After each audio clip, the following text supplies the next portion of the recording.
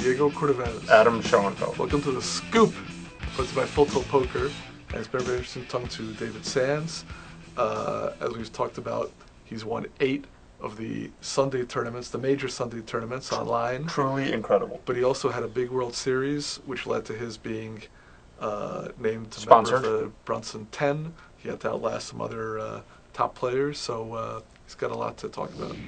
Now, when you were doing that, did you know a lot of online poker players, or did you participate in the forums? Because I know you just as like a name to be feared, but I didn't really know you personally. Like, yeah, it was. I mean, I think of all the people that have been at one point top online players, I think my game was probably one of the most organically grown. I think a lot of these people are either backed by people that have been or are great, and thus learn from them in that respect. So.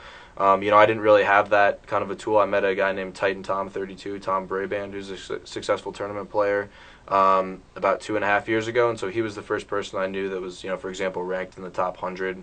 But when I was playing initially, I didn't even, no one had ever told me that a 20 big blind stack, for example, was a good baseline stack to reshove. It was basically just all, organic thoughts, few books, but just basically just going off of instincts and just playing a strategy that I thought was best. And so, I really didn't have anybody to kind of mentor me coming up, and I think that's one of the reasons that it's kind of ironic, because I obviously had a huge 2009 winning all these majors, but I think in 2010 my game was much, much stronger than it was in 2009.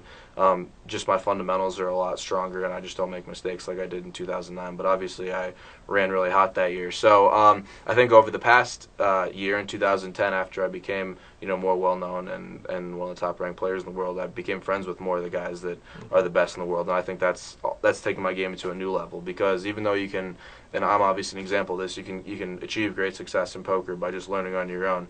I really think that poker is like anything else, where if you want to be the best, it makes a big difference to be able to talk with and associate with other top players. So, what's crazy is how there are the typical online grinders playing every day, all day, and here you are working during the week, probably not playing much at all, if at all, and then on the weekends winning these tournaments, and at least according to all the records, 8 of the major Sunday tournaments is the record. No one's won more than 8. I think that's correct. It's it's going to be pretty frustrating to someone who's really just grinding thousands of these tournaments. Yeah, I think you just come along, you just show up once a week, and I definitely think some people in the poker community probably harbor some resentment against me for that reason. I do. But I mean, not only that year. I mean, that's just still how I play. I just play on Sunday, and then during the big events, the scoops and the F-tops, and then these live tournaments. But just for me, I've just always found I play better poker when I'm just not grinding. I've just never been the type that I want to sit down and play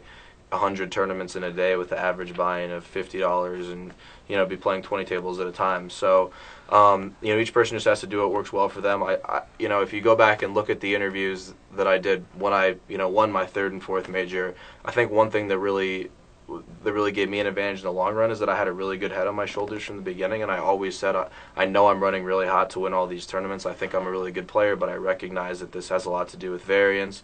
And so, I didn't go out and spend a ridiculous amount of money. I didn't pick up 10 horses and start backing a bunch of people in every tournament. And so, like I said, I think I ran, way below expectation in 2010, but I think I was fortunate enough to have a really good perspective coming into poker, whereas a lot of these people come in, I see win 2 or 3 tournaments for $300K, and they think that they're going to be making $100K every 2 months. They and take so, that as their new baseline. They think for 900% ROI. That's exactly, my base. no problem. So you're not driving a Bentley, or maybe you are? No, I'm driving a really nice Audi S4 that I bought my senior year in college when I lived in New York. So it's all-wheel drive, and it's probably on its last 6 months or a year.